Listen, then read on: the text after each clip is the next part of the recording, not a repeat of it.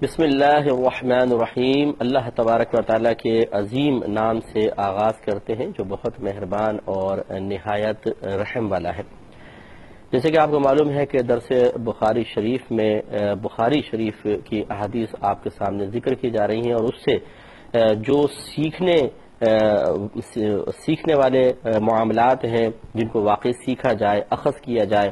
اور پھر اپنی عملی زندگی پر اس کو نافذ کیا جائے، یا جو ایسے امور ہیں کہ اگر ہم ان پہ غور و تفکر کریں تو ہمارا زاویہ فکر درست ہو سکتا ہے، ہم اچھے طریقے سے غور و تفکر کر سکتے ہیں، اپنی فاسد اور غلط سوچ کو بدل سکتے ہیں، اپنے باطل ارادوں کو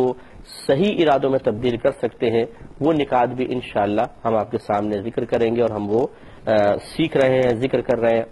آپ بھی سیکھ رہے ہیں، میں بھی سیکھ رہا ہوں، میں بھی طالب علم ہوں، آپ کے سامنے میں عرض کر رہا ہوں، یہ سعادت حاصل ہو رہی ہے، آپ سن رہے ہیں، تو ہم سب کو چاہیے کہ ان تمام چیزوں سے فیضیاب ہونے کی کوشش کریں۔ جیسے کہ آپ سب جانتے ہیں کہ حدیث بخاری چھٹی حدیث چل رہی ہے بخاری شریف کی، اور اس میں ہرقلہ جو روم کا بادشاہ تھا، اس نے ابو سفیان کو اپنے دربار میں بلا کر کچھ کویسچنز کیے تھے، کیونکہ اس کو معلوم ہوا تھا کہ ان کے ہاں ایک ایسے شخص پیدا ہو گئے ہیں، ایسے شخص ظاہر ہوئے ہیں جنہوں نے نبوت کا دعویٰ کیا ہے۔ تو اس نے بہتر محسوس کیا، کیونکہ اس کو خبر ملی تھی، خبر اس تک پہنچ چکی تھی کہ عنقریب ایک نبی کا ظہور ہونے والا ہے، اور وہ نبی دعوی نبوت فرمائیں گے، اور آہستہ آہستہ ان کی سلطنت اور حکومت بڑھتی چلی جائے گی، اور روم وغیرہ کی حکومتیں ختم ہو جائیں گی۔ اس لیے اس نے ایلیا کے مقام پر وہ موجود تھا، تو اس نے سنا کہ قریش کا ایک پورا قافلہ آیا ہوا ہے، اس نے اپنے پاس بلایا، ان میں ابو سفیان بھی تھے۔ اس نے ابو سفیان چونکہ نبی کریم صلی اللہ علیہ وسلم سے کے رشتہ دار تھے، اس لیے اس نے آپ سے کویسچنز کیے، ابو سفیان نے اس کے جوابات دیے، اور ان جوابات سے ہرقلہ نے اندازہ کیا کہ یہ واقعی اللہ کے نبی ہیں، اور وہ سوال جواب جو تھے وہ ہو چکے ہیں۔ میں انہی سوال جواب کو تھوڑا سا ذکر کر کے جو اس سے ہمیں سیکھنے کا موقع مل رہا ہے وہ انشاءاللہ عرض کرتا ہوں، اور پھر ہم آگے حدیث میں لے کر چلیں گے۔ آخری اس نے سوال کیا تھا کہ وہ نبی، وہ شخص جس نے دعوی نبوت کیا ہے، تمہیں کس چیز کا حکم دیتے ہیں؟ تو ابو سفیان نے جواب میں کہا تھا کہ وہ ہمیں اس بات کا حکم دیتے ہیں کہ ہم اللہ تبارک و تعالی کی عبادت کریں، اس کے ساتھ کسی کو شریک نہ ٹھہرائے، اور وہ ہمیں بتوں کی عبادت سے روکتا ہے، اور ہمیں نماز کا، سچائی کا اور پاکیزگی کا حکم دیتا ہے۔ تو ہرقلہ نے اس کے جواب میں کہا کہ ہاں، یہ بالکل حق بات ہے کہ جو نبی ہوگا وہ اسی طرح کرے گا، وہ انہی چیزوں کی تعلیم دیتا ہے۔ تو آپ دیکھیے کہ گویا کہ انبیاء علیہم السلام جب دنیا میں تشریف لاتے ہیں تو وہ ایک تو عقیدے کی اصلاح کرتے ہیں، دوسرے اعمال کی اصلاح کرتے ہیں، صحیح عقیدہ پیش کرتے ہیں، غلط عقیدے کو چھوڑنے کی دعوت دیتے ہیں، اسی طرح برے اعمال کو ترک کرنے کی دعوت دیتے ہیں، اچھے اعمال اختیار کرنے کی ترغیب مسلسل دی جاتی ہے۔ جو اس کو قبول کر لیتا ہے اس کا عقیدہ بھی درست ہو جاتا ہے، اعمال بھی اچھے ہو جاتے ہیں، اور وہ کامیاب ہو جاتا ہے۔ اور جو ان تعلیمات کو قبول نہیں کرتا ہے، بلکہ کسی بغض، کینے کی وجہ سے یا دنیاوی محبت کے غالب آنے کی وجہ سے یا اور کئی اسباب اور ذرائع اور وجوہات ہو سکتی ہیں جن کی بنا پر وہ نبی کے پیغام کو رد کر دیتا ہے، تو نہ اس کے عقیدے درست ہو سکتے ہیں، نہ اس کے اعمال اچھے ہو سکتے ہیں۔ اور بد عقیدگی ایک ایسی چیز ہے کہ اگر یہ اپنی جگہ قائم رہے اور حد کفر تک پہنچی ہوئی ہو تو بس پھر انسان کا بیڑا غرق ہے۔ جیسے اس کا انتقال ہوگا، اس کے بعد راحت کے دروازے اس پر بالکل بند کر دیے جائیں گے، اور اس کی کبھی بھی پھر نجات نہیں ہو سکتی، وہ ہمیشہ ہمیشہ کے لیے جہنم میں جائے گا۔ اس لیے اس پر ہم سب کو غور و تفکر کرنا چاہیے کہ نبیوں کے دنیا میں آمد کے مقصد کو، جس مقصد کو لے کر ہمارے نبی کریم صلی اللہ علیہ وسلم بھی تشریف لائے، ہم سمجھیں، اور اس کی روشنی میں اپنا محاسبہ کر کے اپنے عقائد و اعمال کی اصلاح کرنے کا کوئی نہ کوئی طریقہ ڈھونڈیں، اور اس کے لیے کوئی نہ کوئی اہتمام کریں۔ تو لہٰذا میں اکثر آپ کی خدمت میں عرض کرتے رہتا ہوں کہ یہ کہنا کہ جی ہمارے گھر میں تو ہمارے بڑے ایسا کرتے چلے آئے ہیں، یہ مناسب نہیں ہے۔ ہم سب کو چاہیے کہ ہم دیکھیں کہ ہمارا کیا عقیدہ ہے۔ آپ یہ بھی دیکھیں گے، اور میں اکثر جیسے سمجھاتا ہوں کہ جب آپ ایک قلم ایک ڈائری لے لیں، اور جو آپ کا عقیدہ ہے کسی بھی چیز کے بارے میں، اس کی کوشش کریں کہ ایک دفعہ آپ لکھیں۔ جب آپ لکھنے کی کوشش کریں گے تو لکھا وہی جاتا ہے کہ جو ذہن میں مکمل طور پہ موجود ہوتا ہے۔ اگر ذہن میں ادھورا ہوگا تو پھر لکھ بھی نہیں سکیں گے۔ کیونکہ پہلے ذہن کے اندر ایک چیز مرتب ہوتی ہے اور پھر اس کو آپ بول سکتے ہیں، بعد میں زبان پہ اسی مرتب شدہ کا آپ بول سکتے ہیں یا لکھ سکتے ہیں۔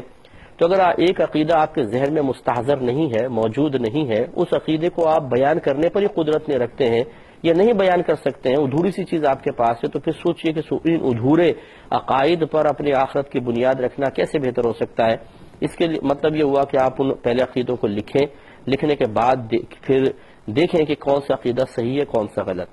اگر آپ خود اس بات کی صلاحیت نہیں رکھتے تو بہتر ہے کہ کسی اچھے عالم و مفتی سے آپ رجوع کریں کہ بھئی یہ میرے عقیدے ہیں، کیا یہ صحیح ہیں، ان میں کوئی اصلاح کی ضرورت تو نہیں ہے، اگر ہو تو اس کی اصلاح کروا لیں۔ اس کے علاوہ ہمارے گھروں کے اندر بعض نظریات ہوتے ہیں، بعض خیالات ہوتے ہیں کہ جو عقائد اسلام سے ہٹ کر ہوتے ہیں، لیکن ان کا بھی ہماری عملی زندگی میں یا ہمارے سوچ اور فکری جو ہمارے معاملات ہوتے ہیں اس میں بڑا عمل دخل ہوتا ہے، تو اس پہ غور و تفکر کریں۔ جیسے یہ توہم پرستی کی تمام چیزیں سمجھ لیں اس میں آ جاتی ہیں، یا اور کوئی ہمارے ایسے رسومات ہوتے ہیں، معمولات ہوتے ہیں جن کے ہم اپنے پاس سے کوئی لاجک پیش کرتے ہیں، بھئی یہ اس وجہ سے ہم ایسا کرتے ہیں، اس وجہ سے ایسا کرتے ہیں، تو کیا شریعت بھی اس وجہ کو تسلیم کرتی ہے کہ نہیں کرتی؟ اور جو توہم پرستی میں ہم مبتلا ہیں، شریعت اس کو توہم قرار دیتی ہے یا حقیقت قرار دیتی ہے، اس کو قائم رکھنا بہتر ہے یا نہیں ہے، یہ سب بھی آپ لکھ لیں۔ یعنی خلاصہ کلام یہ ہے کہ آپ رسومات، اپنے معمولات، جو آپ کے سوچ اور فکر ہیں، خیالات ہیں، انہیں بھی آپ ایک دفعہ درج کر لیجئے اور پھر کسی سے آپ اس کی اصلاح کروا لیں، کیونکہ یہ سب سے زیادہ امپورٹنٹ ہے، عقیدہ اور اس کے علاوہ جو آپ کے نظریات و خیالات ہیں کہ ان کی اصلاح سب سے زیادہ ضروری ہے۔ اگر ہم نہیں کریں گے تو اپنی اولاد میں ہم بعض اوقات غلط عقیدے یا غلط سوچ پہنچا دیتے ہیں اور بہت شدید قسم کا نقصان ہوتا ہے۔ اس کے ساتھ ساتھ پھر اعمال کی اصلاح کا بھی ہمیں کچھ کوشش کرنی چاہیے۔ اگر آپ مثلا کوئی جیسا یہ درس بخاری ہمارا چل رہا ہے، اب آگے حدیثیں ایسی آئیں گی جو اعمال کے بارے میں بھی ہیں، اسے سماعت فرما لیں۔ قرآن عظیم کو آپ پڑھیں ترجمہ اور تفسیر کے ساتھ، تو اعمال کی اصلاح کا سامان بھی ہوتا ہے، یعنی پتہ چلتا ہے کہ کیا چیز صحیح ہے، کیا غلط ہے، میں کیا صحیح کر رہا ہوں، میں کیا غلط کر رہا ہوں۔ اس طرح اپنے اعمال کی بھی انسان اصلاح کر لے، لیکن عقیدے کی اصلاح سب سے زیادہ ضروری ہے۔ غلط قسم کے نظریات کی اصلاح اور خیالات کی اصلاح سب سے زیادہ ضروری ہے، اس کے بعد اعمال کی طرف آئے۔ وَالْعَصْرِ إِنَّ الْإِنسَانَ لَفِي خُسْرٍ، اللہ تعالیٰ نے فرمایا کہ عصر کی قسم، تمام انسان خسارے میں ہیں، إِلَّا الَّذِينَ آمَنُوا، مگر وہ جو ایمان لائے، وَعَمِلُوا الصَّالِحَاتِ، اور انہوں نے نیک عمل کیے، وَتَوَاصَوْا بِالْحَقِّ وَتَوَاصَوْا بِالصَّبْرِ، اور آپس میں حق اور صبر کی تلقین کرتے رہے۔ تو اس کا مطلب یہ ہوا کہ سارے انسان خسارے میں، سوائے ان کے إِلَّا الَّذِينَ آمَنُوا، جو ایمان لائے۔ اس میں عقیدے کی طرف اشارہ ہے کہ جس نے عقیدہ درست کر لیا، وَعَمِلُوا الصَّالِحَاتِ، اور اس نے نیک عمل اختیار کیے، یہ عمل کی طرف اشارہ ہوا۔ وَتَوَاصَوْا بِالْحَقِّ وَتَوَاصَوْا بِالصَّبْرِ، اس طرف اشارہ کر دیا کہ اپنا ایمان درست کرنے کے بعد، اپنے اعمال کی اصلاح کے بعد بھی بے فکر نہ رہیں، بلکہ اب دوسروں کی پرواہ کریں کہ ان کے اعمال اور ان کے عقائد کی اصلاح کا سامان بھی کرنا چاہیے۔ تو میں آپ کی خدمت میں یہ گزارش کر رہا ہوں کہ اور کہیں دور نہ جائے، کم از کم ہر شخص اپنے گھر سے تو عقائد کی اصلاح کا سامان کرے، نظریات کی اصلاح کا سامان کرے۔ میں یہ نہیں کہہ رہا ہوں خدا نخواستہ کہ جو ہمیں سن رہے ہیں سب کے عقیدے غلط ہیں، خراب ہیں، جو آپ کے نظریات ہیں خراب ہیں، لیکن یہ میرا ضرور ایک مشاہدہ رہا ہے کہ کوئی کسی بھی مکتب فکر سے تعلق رکھتا ہو، چند ایسی تعلیمات اس کو ضرور وہ خود اخذ کر لیتا ہے کہ جو غلط قسم کی ہوتی ہیں، غلط فہمیوں پر مبنی ہوتی ہیں، غلط قسم کے نظریات ہوتے ہیں، غلط خیالات ہوتے ہیں۔ بسا اوقات ایک جو آپ کا عقیدہ ہے، آپ کہتے ہیں میں اس عقیدے میں بڑا پکا ہوں، راسخ ہوں، لیکن جب عقیدے کو معلوم کیا جاتا ہے، اس کی وضاحت طلب کی جاتی ہے، تو ہم خود گھبرا جاتے ہیں کہ میں اس کی وضاحت کیسے کروں، اور کیا یہ عقیدہ حقیقتاً کیا ہے، پھر اس عقیدے کی شرعی حیثیت کیا ہے، کہ اگر اس کو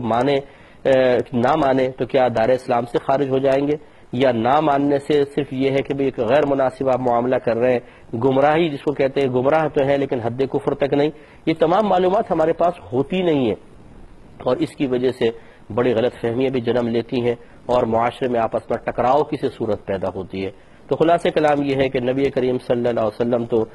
اس مقصد کے لیے تشریف لائے کہ آپ نے عقائد کی اصلاح فرمائی، اعمال کی اصلاح فرمائی۔ اگر ہم اس مقصد کو حاصل نہیں کریں گے، اپنے اولاد کے لیے، اپنے گھر والوں کے لیے، اپنے آنے والی نسلوں کے لیے اس کا اہتمام نہیں کریں گے تو پھر یہ غیر مناسب بات ہے۔ اور نبی کریم صلی اللہ علیہ وسلم سے محبت کا تقاضا یہ ہے کہ جو کام ہمارے نبی نے کیا وہ آپ اور میں بھی کریں۔ اس کے بعد اس نے یہ کہا کہ مجھے یہ تو معلوم تھا کہ وہ نبی آنے والے ہیں، لیکن اس بات کی خبر نہیں تھی کہ وہ تم میں سے ہوں گے، اور اگر یہ بات جو کچھ تم نے کہی یہ واقعی حق ہے تو عنقریب اس نبی کی حکومت میرے قدموں تک ہوگی، اور اگر وہ میرے پاس، میں ان کے پاس اس وقت ہوتا تو ان کے قدموں کو دھوتا۔ یہ بظاہر ایسا لگتا ہے کہ جیسے وہ سمجھ گیا تھا کہ واقعی وہ نبی ہیں اور اس نے اس کا اقرار بھی کر لیا۔ اس کے بعد یہ ابھی ہم آگے چلتے ہیں۔ ابو سفیان کہتے ہیں کہ پھر نبی کریم صلی اللہ علیہ وسلم نے اس کے پاس ایک مکتوب بھیجا، خط بھیجا، جو دحیہ کلبی رضی اللہ تعالی عنہ لے کر آئے تھے، لیکن وہ پہلے بصرہ کا حاکم تھا، اس کے پاس لے کر آئے، جو اس نے امیر بنایا تھا ہرقلہ نے بصرہ کے مقام پر۔ وہ عظیم البصرہ کے پاس وہ خط پہنچا نبی کریم صلی اللہ علیہ وسلم کا، جو ہرقلہ کے نام ہی آیا تھا، اس نے پھر ہرقلہ تک پہنچایا۔ اب یہ دربار میں ابو سفیان اور دیگر آپ کے ساتھی بھی موجود تھے کہ وہ مکتوب وہاں پر پہنچ گیا، تو ہرقلہ نے اس مکتوب کو اپنے ترجمان کو دیا اور کہا کہ اس کو پڑھ کر سناؤ۔ تو جب اس نے پڑھا تو اس میں لکھا ہوا تھا، بسم اللہ الرحمن الرحیم، اللہ تبارک و تعالیٰ کے نام سے ابتدا کرتا ہوں جو بہت مہربان اور نہایت رحم والا ہے، من محمد عبد اللہ ورسولہ الی ہرقلہ عظیم الروم۔ یہ خط محمد جو اللہ کے بندے اور اس کے رسول ہیں ان کی طرف سے ہرقلہ کے لیے ہے، جو عظیم الروم ہے، یعنی روم کا حاکم ہے۔ اس میں تبصرہ کرتا ہوں لیکن پہلے خط کا متن دیکھ لیں۔ سلام علی من اتبع الہدی،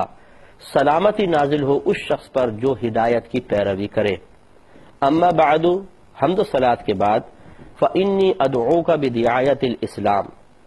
سرکار نے گویا کہ لکھوایا کہ پس بے شک اے ہرقلہ میں تجھے اسلام کی دعوت دیتا ہوں، اسلم تسلم، تو اسلام لا سلامت رہے گا، یؤتک اللہ اجرک مرتین، اللہ تبارک و تعالی تجھے تیرا اجر 2 مرتبہ عطا فرمائے گا، یعنی تجھے دوہرا اجر عطا فرمائے گا۔ فإن تولیت، پس اگر تو پھر گیا، تو نے اعراض کیا، تو نے میری دعوت کو قبول نہ کیا، فإن علیک اسم الیریسین، تو بے شک تجھ پر تیرے متبعین کا بھی وبال ہوگا، گناہ ہوگا۔ پھر سرکار نے آیت پڑھی، یا اہل الکتاب، اے اہل کتاب، تعالو، آؤ تم، الی کلمۃ، ایک ایسے کلمے کی طرف، سواء بیننا و بینکم، جو ہمارے درمیان اور تمہارے درمیان برابر برابر ہے۔ وہ کیا کلمہ ہے؟ ان، یہ کہ لا نعبد الا اللہ، کہ ہم عبادت نہیں کریں گے مگر صرف اللہ تبارک و تعالی کی، ولا نشرک بہ شیئا، اور ہم اللہ تعالی کے ساتھ کسی کو شریک نہیں ٹھہرائیں گے، ولا يتخذ بعضنا بعضا اربابا من دون اللہ، اور ہم میں سے بعض کو اللہ تعالی کو چھوڑ کر خدا یا اپنے لائق عبادت کسی کو نہیں ٹھہرائیں گے، نہیں بنائیں گے۔ فإن تولوا، پس اگر تم پھر جاؤ، فقولوا، تو تم کہو کہ اشہدوا بأننا مسلمون، یعنی پس اگر تم اس پہلے والی چیز سے پھر جاؤ جس عقیدے پہ تم ہو، تو پس تم یہ کہو کہ اشہدو، ہم گواہی دیتے ہیں، بأننا مسلمون، کہ بے شک ہم مسلمان ہیں۔ یہ سرکار نے آیت بھیجی۔ ابو سفیان کہتے ہیں، اب یہ دیکھیں پہلے یہ خط ہے، میں اس کو آگے پوری حدیث دیکھ لیتے ہیں، یعنی جہاں تک مناسب ہے، اس کے بعد میں اس پہ تبصرہ کرتا ہوں۔ ابو سفیان کہتے ہیں کہ پس جب ہرقلہ نے یہ خط پڑھا گیا اور ہرقلہ نے اس کو بلند آواز سے سب کو اپنے درباریوں کو سنایا اور اس کا ترجمان اس مکتوب کی قراءت سے فارغ ہو گیا، تو کہتا ہے کہ جو اس وقت لوگ وہاں جمع تھے ان میں شور اور غوغا مچ گیا اور آوازیں بلند ہو گئیں۔ اس وقت ہرقلہ نے ہم سب کو، جو سرداران قریش تھے، جو یعنی قریشی لوگ تجار آئے ہوئے تھے، ہم سب کو اپنے دربار سے باہر نکال دیا۔ ابو سفیان کہتے ہیں بس میں نے اپنے ساتھیوں سے کہا جس وقت ہمیں باہر نکالا جا رہا تھا کہ ابو کبشہ کے بیٹے کا معاملہ تو بڑا عظیم ہو گیا ہے، یہ جو سفید فام لوگوں کا بادشاہ ہے یہ اس سے خوف زدہ ہے۔ پھر یہ کہتے ہیں کہ پس میں نے پکا یقین کر لیا، ہمیشہ میں اس یقین کے اندر رہا کہ عنقریب یہ نبی سب پر غالب آ جائیں گے اور یہ میرا یقین قائم رہا حتیٰ کہ اللہ تبارک و تعالی نے مجھ کو اسلام میں داخل فرما دیا۔ تو ذرا غور و تفکر فرمائیں کہ نبی کریم صلی اللہ علیہ وسلم نے حضرت دحیہ کلبی رضی اللہ تعالی عنہ کے ذریعے ہرقل تک مکتوب بھیجا۔ اس سے معلوم ہوا کہ نبی کریم صلی اللہ علیہ وسلم کی تبلیغ کے مختلف انداز رہے۔ آپ نے ایک تبلیغ ارشاد فرمائی اپنی زبان سے بیان کر کے، خطاب کر کے، ایک تبلیغ آپ نے اختیار فرمائی اپنے عمل کے ذریعے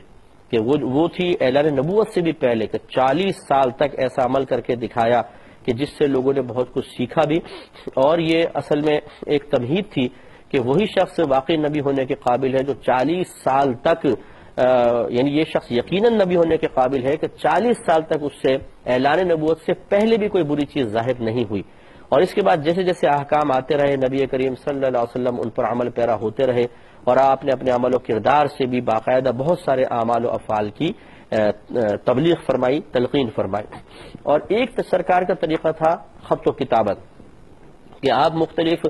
بادشاہوں کے پاس جو دور دراز تھے ان کے پاس مکتوب بھیجا کرتے تھے۔ تو یہ تبلیغ کے طریقے ہوتے ہیں جو نبی کریم صلی اللہ علیہ وسلم نے اختیار فرمائے۔ کاش ہم بھی ان طریقوں کو اپنائیں کہ ہم قولی تبلیغ بھی کریں، عملی تبلیغ بھی کریں، اور اپنے مکتوبات کے ذریعے بھی کریں۔ اب چونکہ تھوڑا سا ماحول بدل گیا ہے، آج کل خط تو تقریباً 5% کو شاید لکھتا ہوگا، 95% موبائل ہاتھ میں آ گئے ہیں تو میسیجز بھیجے جاتے ہیں۔ اسی طرح نیٹ نے بہت زیادہ انقلابی تبدیلیاں پیدا کی ہیں تو میلز وغیرہ بھیجی جاتی ہیں، تو ہم بھی ان ذرائع سے بھی تبلیغ دین کر سکتے ہیں، اور ہمیں کرنی چاہیے، خصوصاً جو دینی طبقہ ہے جو چاہتا ہے کہ لوگ اسلام کی طرف مائل ہوں، ان کے عقائد کی اصلاح ہو، اعمال کی اصلاح ہو، لوگ گناہوں کو چھوڑ کر اللہ تبارک و تعالی اس کے رسول کی طرف مائل ہوں، انہیں ان تمام چیزوں کو اختیار کرنا چاہیے۔ اور ہر چیز کا اپنا اپنا ایک اثر ہوتا ہے۔ دیکھیے بعض اوقات آپ ایک بڑا طویل 1 گھنٹے کا بیان سنتے ہیں، دل پر کوئی اثر نہیں ہوتا، لیکن آپ ایک کتاب پڑھ رہے ہوتے ہیں، اس کا ایک جملہ دل پر اثر کر جاتا ہے اور انسان کی بس طبیعت بدل جاتی ہے، ذہن بدل جاتا ہے۔ اسی طرح بعض اوقات انسان کتابیں ختم کر دیتا ہے، کچھ اثر نہیں ہوتا، لیکن آپ کہیں بیٹھے ہوتے ہیں اور ایک جملہ کانوں میں ٹکراتا ہے اور آپ کے دل کی دنیا بدل جاتی ہے۔ اسی طریقے سے کبھی کوئی میسج آ جاتا ہے، وہ بڑا اثر انداز ہو جاتا ہے، کوئی میل کسی نے کر دی، وہ اثر انداز ہو جاتی ہے۔ خلاصہ کلام یہ ہے کہ کوئی بھی ذریعہ تبلیغ غیر مؤثر نہیں ہے، کسی نہ کسی مقام پر اس کا اچھا اثر ضرور ظاہر ہوتا ہے۔ اور سب سے بڑا جو تبلیغ کا طریقہ اختیار کرنے کی ہم سب کو ضرورت ہے وہ ہے کردار و عمل کی اصلاح۔ اپنا کردار اور اپنا عمل اتنا خوبصورت رکھیں کہ خود بخود ہمارے ساتھ رہنے والے ہم سے سیکھیں۔ جیسے کہ حضرت موسیٰ علیہ السلام کی یہ تلقینات میں سے یہ بات موجود ہے کہ آپ نے ارشاد فرمایا کہ تم